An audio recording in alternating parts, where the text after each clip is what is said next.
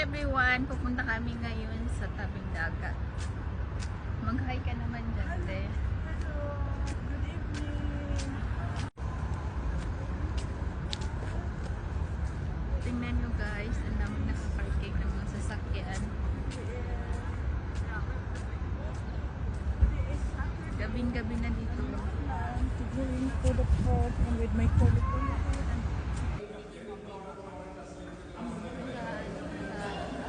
Tawid kami sa dagat. Kailangan ko na lumasan. Yan guys. Aakyat na ako dyan.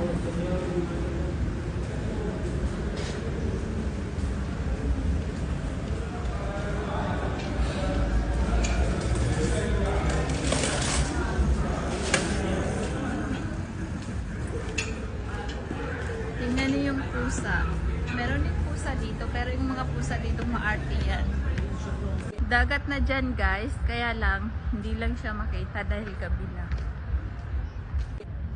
Ito na guys yung sinasabi kong dagat, masyadong tahimik. Tingnan nyo guys, oh, ang ganda. Pasok tayo sa loob.